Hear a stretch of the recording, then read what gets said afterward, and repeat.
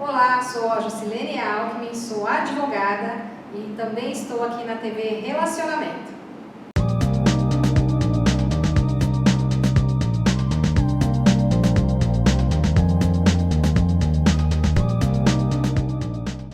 Olá, internautas, iniciamos mais um programa Gestão Executiva e hoje nós temos a honra e o privilégio de ter aqui um grande representante da nossa Câmara dos Vereadores, e o nosso vereador aí, Aurélio Nomura. Aurélio, muito obrigado, viu? Eu sei que tua agenda é bastante cheia, você participa de várias comissões, tem feito um trabalho extraordinário aqui pela cidade em vários mandatos, e é uma pessoa assim, imprescindível aí no crescimento da cidade. Parabéns, viu? Obrigado, Cássio. Eu que agradeço a gentileza pelo convite.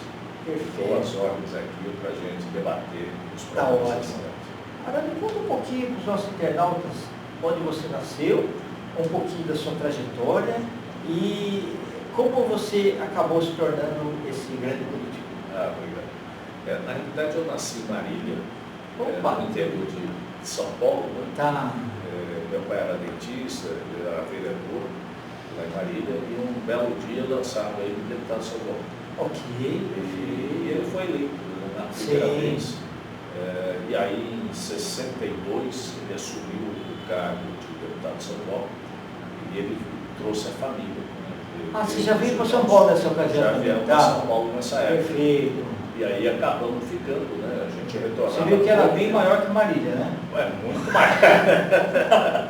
Eu ficava até com um pouco de tontura, porque achava uma cidade enorme, E foi interessante, porque veio a família todos os finais de semana, meu pai retornava para Marília, região, ficava dando em lugar, e a gente acompanhava. Depois de um tempo a gente foi deixando de ir, mas a gente tinha a obrigação, porque tinha o japonês comemorou os shogatsu. Sim, exatamente. Tinham meus avós eram vivos, e obrigatoriamente todos tinham que passar o Réveillon junto. E comer o sashimi junto. E depois acabei ficando por aqui. Meu pai foi eleito novamente, depois foi deputado federal, fez toda aquela trajetória que muitos conhecem, Sim. E eu acabei ajudando ele de forma informal, porque eu sempre gostei um pouco de política e sempre ajudava ele nas eleições. Sim. E nos bastidores aprende-se muito, né? Nos bastidores é que aprende mais. É verdade. Você fica ouvindo as conversas. Que aquele é o mundo real, né? É o mundo real. Você ficava ouvindo as conversas, batendo um papo. Meu pai muitas vezes me levava para encontrar com aquelas personalidades que a gente via na rádio. E até com o povo, para ver as reivindicações dele. E tal. E depois, muitas das vezes, quando ele foi para Brasília, muitos dos locais que ele era convidado, ele não podia comparecer. Então, mandava representante, tinha um secretário dele que acompanhava, que representava, mas depois houve a necessidade de eu também começar a fazer a representação. Porque aumenta o número de eventos, né? Exato. Porque mesmo se a gente considerar o estado de São Paulo, tem aí 600 cidades. É difícil, né? Isso é difícil. Eu tinha o meu irmão mais velho que ele tinha um pendor exatamente para ser político, Ele foi presidente do diretório da faculdade dele, acadêmica, de medicina, lá em Bragança e tudo. Mas ele, como estudante de medicina e tudo, ele tinha um horário preenchido. Primeiro que ele estudava no interior, porque dificilmente ele tinha condições de atender. E outro é apertado, então a hora que ele tem estágio, exatamente. Depois ele tinha um amigo do meu pai, logo no começo, chamou ele para acompanhar as operações lá em Mogi, no Polonório, e ele fazia todo esse acompanhamento. Então foi muito difícil. Nas horas que ele tinha, é claro que ele se dedicava, ele foi secretário da Saúde de São Caetano, depois foi secretário do governo, na época do prefeito Tortorelli, já um tempo atrás. E depois ele começou a ir para o lado da medicina, de fazer as perícias médicas com uma empresa. E pegou aquilo que ele estudou, ou as origens, Exatamente. E aí tinha toda uma dificuldade, porque as perícias médicas que ele fazia dar uma checagem em algumas perícias, alguns pedidos, né, para operações e medidas urgentes. Então ele não tinha horário, 3 horas da manhã estava saindo da casa dele e tal. Então, foi uma época muito difícil. E aí a gente acelerou, inclusive, com isso. Mas o meu sonho era ser promotor público. Eu fui estagiário durante 2 anos, no 4º e 5º ano. Você fez direito? Fiz direito. Ah, tá, legal. Tinha um grande amigo meu, o pai dele era procurador de justiça, né? O Dr. Gastão Maia de Carvalho, o filho era o Gastão, né, também. Nós fizemos estágio, fomos fazer um curso preparatório para o Ministério Público, que era o Damásio de Jesus. Isso. E o Famoso, né? Muito famoso. Curso, Muito né? famoso. E foi interessante, o Damásio de Jesus era de Marília. Ah, entendi. E ele que deu o nome na escola, tudo? Ele que deu o nome na escola. Tá legal. E foi interessante, porque o Damásio um dia me chamou. Eu falei, poxa, o que aconteceu? Me chamar e fui lá e falou, olha, quero falar que eu tenho uma amizade muito grande com a tua família. Seu pai era muito amigo. Ah, ele conhecia todo pessoal. E meu pai foi aluno dele também na faculdade de Direito lá em Bauru. Então ele era mais velho que teu pai, na verdade, né? Não, ele era mais novo, porque era a segunda faculdade. Ah, segunda faculdade, tá. Meu pai já era cirurgião dentista. Certo. E como ele começou a ser vereador, foi eleito 2 vezes, ele achou a necessidade de estudar direito para aprimorar as decisões. Sim. Porque todo mundo é aquela coisa, data vênia, isso é ilegal, isso é inconstitucional. É verdade. E aí ele achou a necessidade de se aperfeiçoar para ter uma resposta ao mundo. Né? E ali ele reencontrou o Damásio, né? O Damásio já estava como já é referência, né? Já era uma grande referência, foi um grande professor, né? Um doutrinador de mão cheia, foi procurador da justiça, expert no concurso Damásio. Isso, Jesus, que hoje é uma faculdade, né? De direito. Não, e dá a impressão que ele teve um propósito de vida, né? Teve. Não é só estudar e ganhar dinheiro, não, teve um propósito de vida, isso é bacana. E teve uma passagem bastante interessante. Ele era cliente do meu pai lá no consultório. Né? Que coisa, né? Era garoto. Ele disse que um belo dia ele estava chorando lá na porta. O que foi, né? Falou, eu estava com dinheiro para pagar o senhor, mas eu perdi, acho que minha bolsa. Eu falei, não precisa, vem cá, você vai sempre, deixa para lá e tal. Começou a tratar do tratamento. E a outra coisa interessante é que todo domingo ele ia com a tia dele. Meu avô tinha uma confeitaria lá em Marília, muito famosa, né? Chamada Confeitaria Tartaruga. Ele ia comer um doce todo domingo lá, antes de ir para o cinema. Então a gente tinha um estreitamento, uma afinidade. E aí ele falou, olha, eu estou falando isso porque eu quero dizer que quero que você estude e tal, você fica à vontade, você tem. E abriu o coração e falou, olha, você precisa. Mas por que pareça, depois eu não fiz nenhum concurso. Estava preparando, estava estudando, mas por uma série de condições eu fui trabalhar no governo, na Secretaria de Ciência, Tecnologia e Desenvolvimento Econômico na época. Eu era um assessor do chefe de gabinete, e teve um belo. E acima de mim tinha um Dr. Paulinho, que era uma pessoa conhecidíssima. Tinha profundidade, né? Já tinha sido secretário, tinha sido tudo no governo estadual e federal.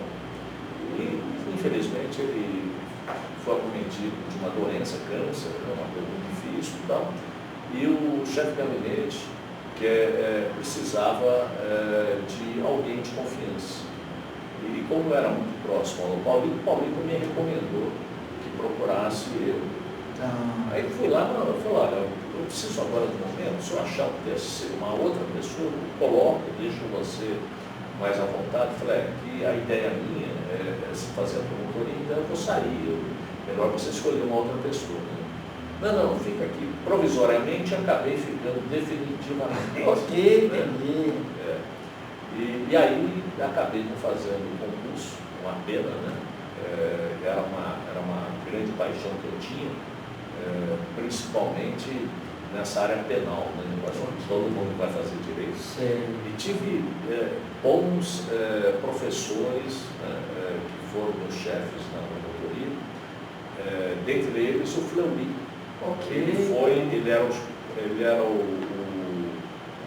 promotor-chefe da segunda vara criminal do Fórum do Jabaquara. E eu fui... O delegado, né? Não, delegado O não. governador. Que foi o governador. O governador, tá, ok, tá bom.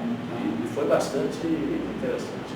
Depois tinha a Tilene, que eu fiz a curadoria de massa falida. Peguei pessoas realmente brilhantes e que puderam me oferecer e me dar um conhecimento que eu não poderia não aprender na faculdade. É verdade. A escola da vida foi melhor, né? A escola da vida era uma coisa.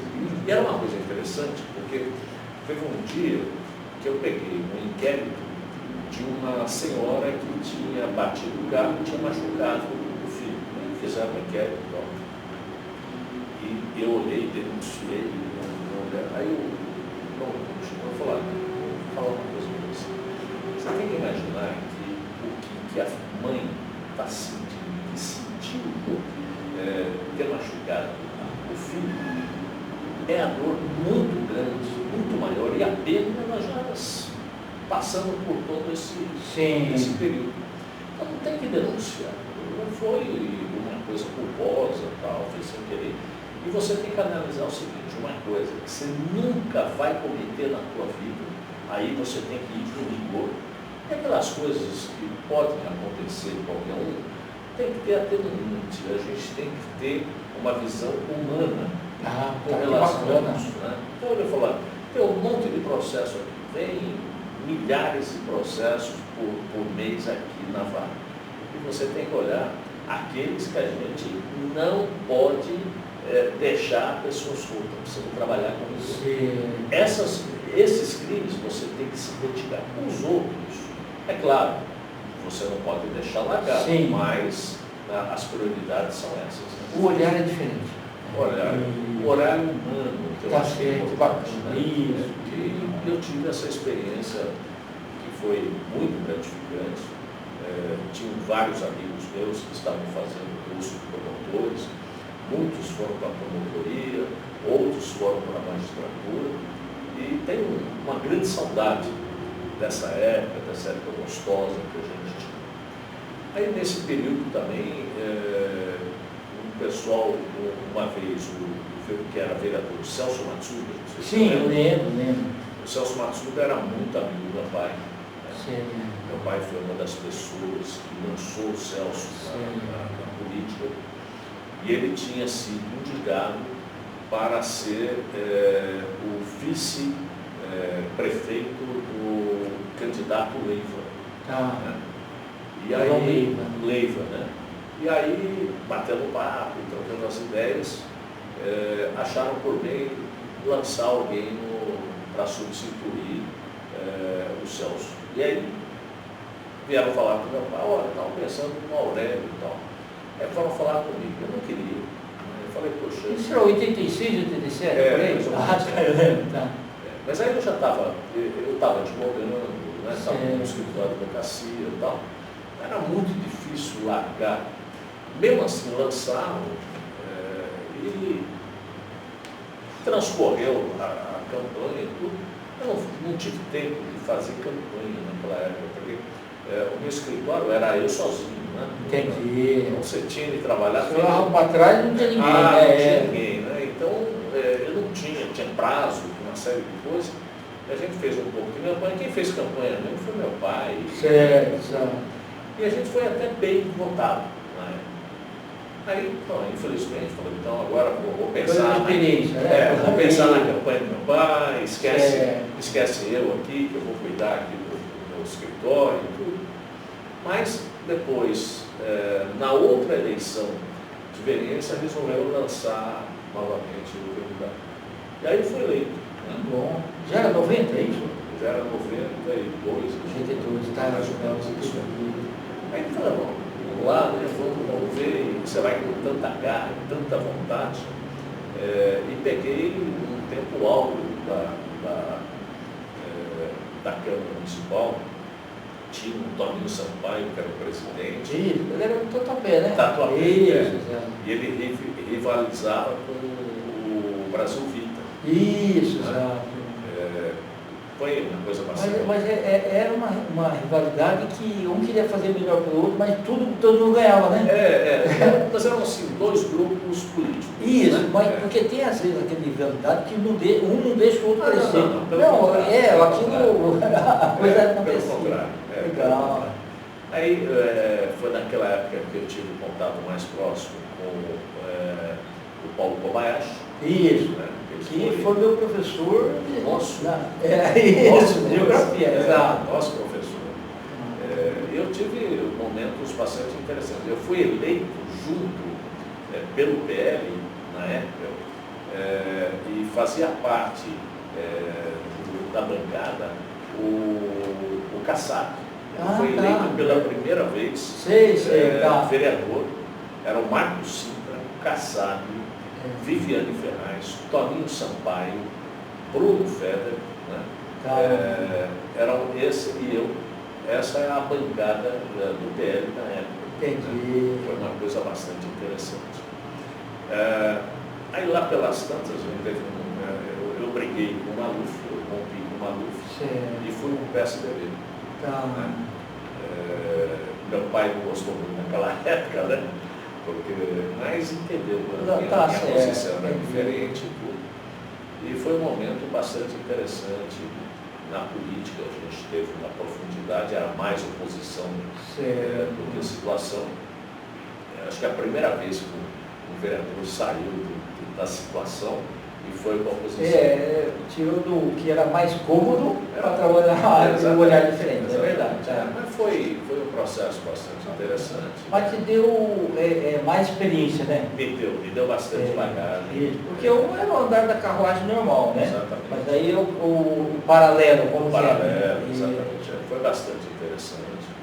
De lá, depois nós fomos eleitos mais outras vezes, né?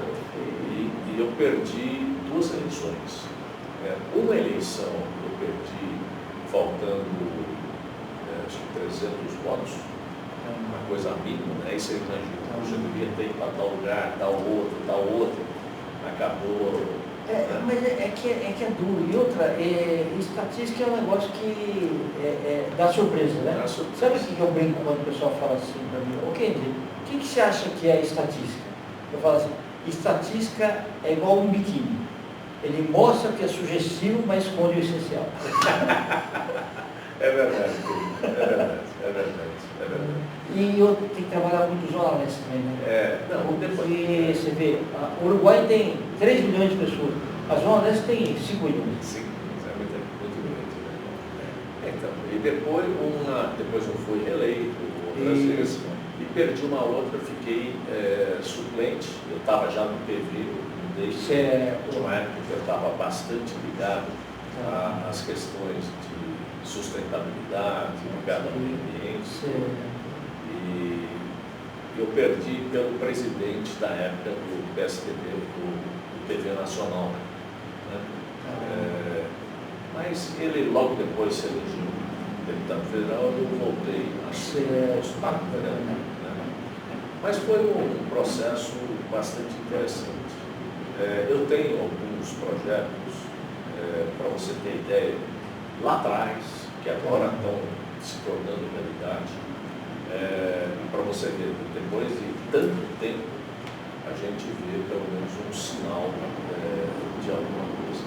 Um deles é o Boulevard da Liberdade, que em cima da leste-oeste, né? Você ia fechar aquele rompimento que foi feito quando fizeram a leste-oeste.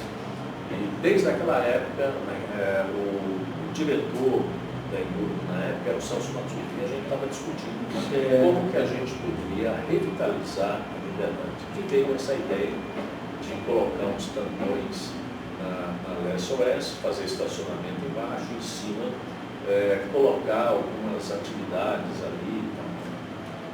Esse projeto quase foi para frente, infelizmente nós tivemos alguns percalços, foi abandonado, foi retomado e tudo, porque naquela época muita gente imaginava como é que você vai fazer uma licitação do potencial construtivo do espaço aéreo, porque é um espaço aéreo que você vai licitar. Exatamente. E aí não tinha parâmetro para isso. No Brasil não tinha essa experiência.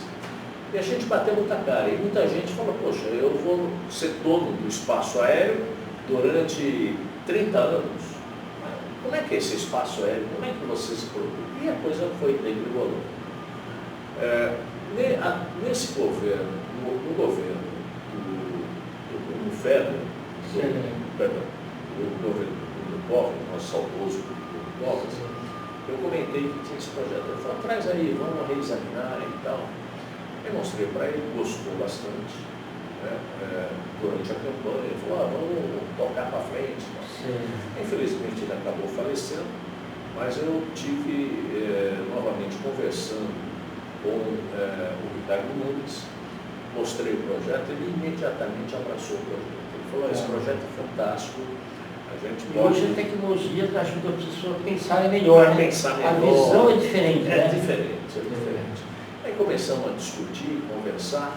Ele falou, Aurélio, eu tenho interesse em tocar esse projeto. O que você acha? Só que ele tem que reformular esse projeto. Não é claro, você fica à vontade, eu vou chamar o pessoal, vamos estudar. E o Boulevard foi alterado para o Esplanada da Liberdade. Tá? É uma coisa, vamos dizer, no nível do chão, com uma construção ao final. Né? E foi feito um PI, um procedimento de interesse das empresas. Apareceram mais ou menos 12 empresas interessadas, mas aí tem vários procedimentos. Né? No final ficaram 4 e ainda não terminou a PI, mas mostra que aquele projeto de 30 anos atrás, a gente está conseguindo resgatar. Bacana, e outra, quando você faz um projeto, você faz um negócio e não vem nenhuma empresa. Quando você vê 12 empresas, fala assim, não, realmente ele é factível. Né? Mas foi uma preocupação, né? Porque quando, vamos levar, eu ainda falava uma coisa assim positiva, fiquei preocupado. Você estava vendendo vento. E aí, o que é difícil, assim, aquelas pessoas não conseguem enxergar, é difícil, né? É difícil. Mas hoje, como você falou, a tecnologia hoje faz você imaginar o imaginável. Né? Aqueles prédios que existem em Dubai lá, como que alguém ia imaginar aquilo? Nossa, absurdo, né? A gente imagina. Mas a coisa reacendeu bastante, porque no Japão é comum isso. Exato. Né? Você vê nos viadutos, né? As ruas não tem esse rompimento da malha, né? É uma coisa única. Exato. Embaixo é um shopping, sei lá, alguma coisa, né? E a hora que eu vi aquilo, eu falei, poxa, realmente nós temos toda uma condição para levar à frente. Né? Esse é um projeto bastante interessante.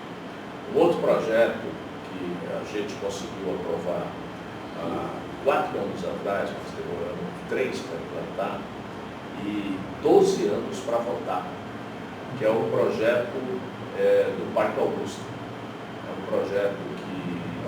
Ali perto da Caio Prado, não é? Exatamente. Na Augusta com a Caio Prado. Isso. Vieram... eu estudei naquele colégio, mas você equipe. Não, mas ali, onde está aquele terreno, era o Colégio Bezoazul. É verdade. Bezoazul. Tem um filme da Vera Fischer que foi filmado,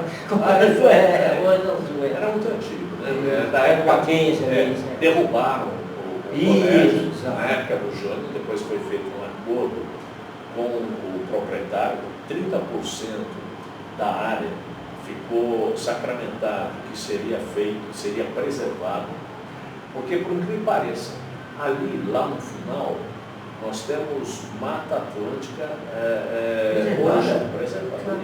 Não é que as pessoas plantaram, por incrível, então é uma coisa fantástica. No centro da cidade, você tem uma mata preservada de Mata Atlântica. Né? Então é uma coisa de tirar o chapéu. E vieram o pessoal lá do movimento Cerqueira César, da Associação dos Moradores, né? Trabalhando em cima desse projeto. Nós encampamos, na época, era eu e o vereador Juscelino Candeiro, e começamos a discutir esse projeto, mas era um projeto, na realidade, nós queríamos transformar um parque numa área particular, então imagina a dificuldade. Mas nós conseguimos um decreto de utilidade pública, depois foi revogado, e o proprietário fez um monte de projeto, a gente ficava discutindo, e eles também não conseguiam avançar também com o que fosse fazer, e a gente ficou todo esse período. Chegou um determinado momento, eu consegui aprovar pelo menos em primeiro. Então, votou em primeira, todo mundo votou. E no governo Haddad, o pessoal veio para aceitar, vamos aprovar o projeto e tal, mas já tinha alguns empreiteiros interessados em construir 5 torres. Aí fomos lá ver, eles queriam preservar só aqueles 30% que já obrigatoriamente tem que ser preservado. Só. Eu falei, não, eu não concordo. E ficou nessa briga. No final, nós aprovamos o projeto, não, nós vamos seguir, nós vamos usar todo o terreno, que são 22 mil metros, e vamos aprovar. Eu, da confiança, acreditei. Depois eles voltaram atrás. Mas quando voltaram atrás, nós já tínhamos preparado, porque no plano diretor estratégico da época, nós já colocamos que seria um parque, né? Uso, ocupação do solo, isso, né? Funcionamento. Um centro de recreação. Lá. Exatamente, nós também colocamos isso, apesar que eles tinham o direito de protocolo. Mas o movimento da sociedade foi de tal monta, e depois que os proprietários desistiram. Então a associação fez um trabalho bacana. Fez um ótimo trabalho, juntamente com a promotoria, né? O departamento do meio ambiente. Eu quero deixar um crédito aqui também, na época, pelo prefeito Dória, e também pelo o Gilberto Natalini, que era o secretário do Verde, e também se dedicou muito para que a gente pudesse viabilizar esse projeto. E por incrível que pareça, por uma série de questões, né, porque eles fecharam, e não podiam fechar, nós tivemos várias ações correndo, né, eles, no final, um acordo que foi feito, eles, com recursos da empresa, para não pagar a multa imposta judicialmente, eles assumiram a responsabilidade de implantar o parque. Então, se você vai lá, o parque saiu... Eu já fui lá. Saiu tudo de graça para a prefeitura. A prefeitura não pagou absolutamente nada. E a população ganhou. Ganhou. E uma coisa interessante que a gente, ao invés de pagar em dinheiro, pagamos em potencial construtivo.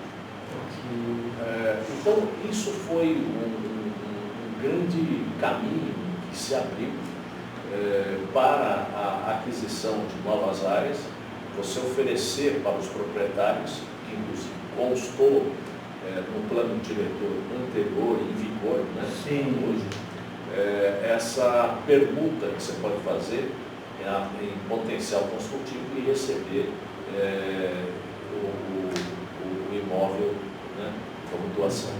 Então foi uma coisa bastante interessante, avançou bastante nessa questão. E básico, ela hoje se chama Parque Augusta Bruno Covas, né? Em homenagem ao nosso querido Bruno, né? Sim. Infelizmente faleceu. Mas nós temos quase 2 milhões de visitantes em quase 3 anos de funcionamento. É um dos parques mais visitados que nós temos aqui na cidade de São Paulo. Aurélio, nós estamos aí nos instantes finais, eu quero que você volte outras vezes, tá? Você pode deixar seus contatos, os outros que vêm aqui também? Claro. Vou até anotar agora, desculpa, eu estou mal de memória, mas eu estou com a colinha aqui. A colinha aqui, deixa eu pegar a colinha aqui. Agora eu estou aqui. Bom, queria colocar o nosso gabinete aqui a vocês estão nos ouvindo, vocês podem, o telefone nosso é 11 3396 4286. E nós estamos lá na Câmara Municipal, na sala 618, né, no 6º andar. O WhatsApp nosso é o 11 98665 4554 e o nosso Tem Instagram, alguma coisa? o Instagram é /Aurélio underline, né? Sim. Nomura e Facebook /Aurélio Nomura Aurélio Júnior. Perfeito, nós vamos escrever aqui também. Meu amigo, felicidades, tá? Eu que agradeço. Fazendo esse Obrigado. brilhante trabalho aí. Obrigado, vamos estar sempre às ordens. Isso, internautas, os agradecimentos então a esse fantástico profissional que tem nos trazido grandes alegrias para melhorar a cidade de São Paulo. Aurélio Nomura, nós finalizamos mais uma gestão executiva. Grande abraço e até a próxima.